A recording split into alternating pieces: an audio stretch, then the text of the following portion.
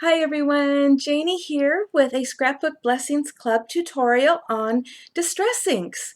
And actually it's going to be a series, so this is part 1 and it is called Distress Ink Techniques.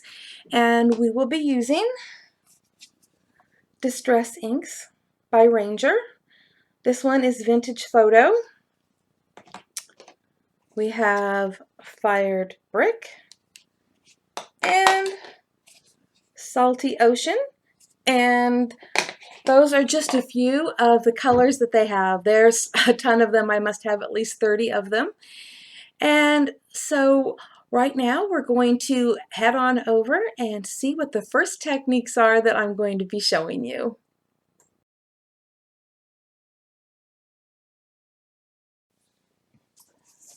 Hi, I'm going to be sharing some distress ink techniques with you that will end up with something like this and like this. So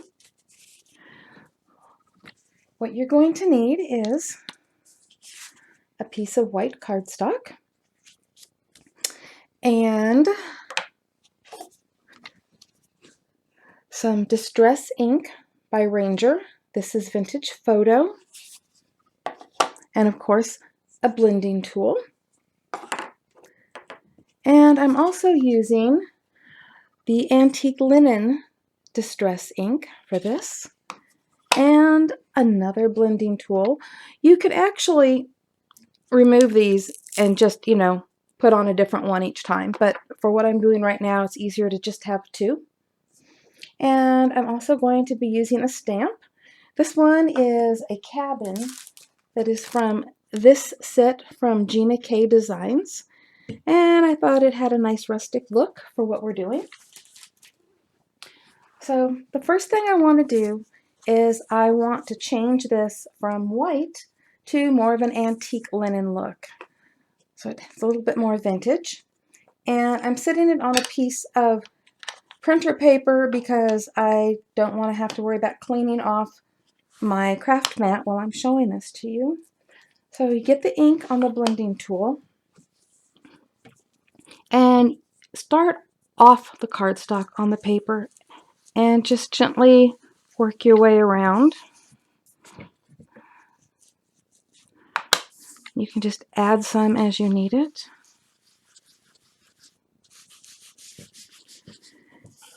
And there's not going to be a drastic change in the color here, but it is definitely going to give it an antique look, which is what I'm going for.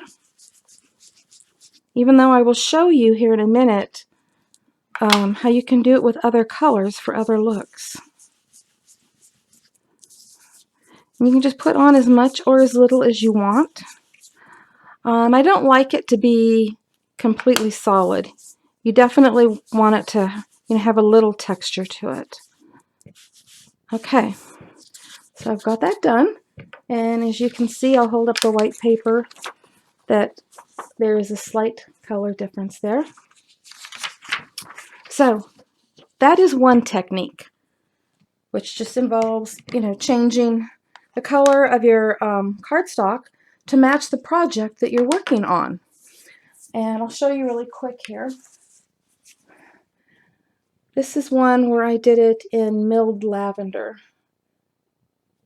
So you can do whatever color you want. Just pick whatever distress ink works for you. All right, so next we're going to stamp the image.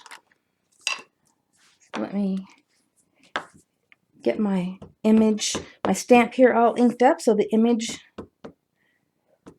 won't have any missing spots. I don't know if you're like me, but sometimes I have done that where you got a stamp and you just didn't have it inked up good. All right, so I'm all inked up, and I'm just gonna stamp it right on there. Make sure I get it down really good. All right. So as you can see, it is awesome for stamping. There's a lot of fine detail in this stamp.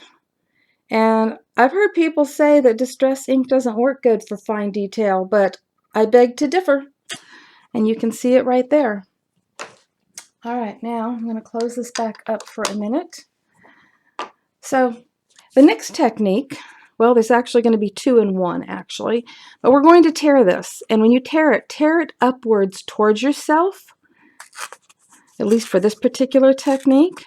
And you can use your thumb as a guide so that you're not tearing it down into, you know, your stamped image or tearing, you know, more than you want to. This is such a quick and easy thing to do.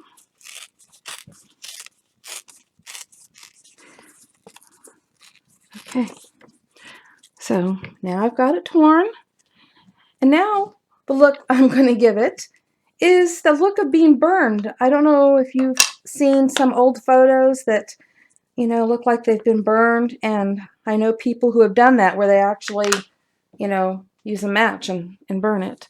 But that's not what we're going to do. We're going to ink the edges with the distress ink. And again, I'm using Vintage Photo. Another good one is Gathered Twigs. That works really great for this as well. There was no perfect way to tear it, and there's also, for this technique, no perfect way to ink it, because if you had burned this, it wouldn't be even, and, you know, sometimes you want to get a little color, you know, on the edge there, and, you know, a little color here and there. So if you get a little ink down on your cardstock like that, that's even better. Okay. There we go. Is that awesome or what? I mean, it's just gorgeous. I know people who have taken the same type of picture like this and actually decoupaged it. You know, put it on a piece of wood and put the glossy stuff over it and decoupaged it and just make gorgeous, you know, wall hangings. With mine, I made the cards. This one here is actually from Close to My Heart. I have a lot of their stamps. So there you go. What you learned today is you can use distress inks to color your cardstock to match your project. You can stamp with it, and you can edge with it. And in this particular case, a torn edge, giving it a burned look. So there you go. And I will be back later to show you other techniques that you can do with distress inks. Well, I hope you enjoyed the techniques that I just shared, and please come back next week for part 2 of distress ink techniques. Bye-bye and happy crafting.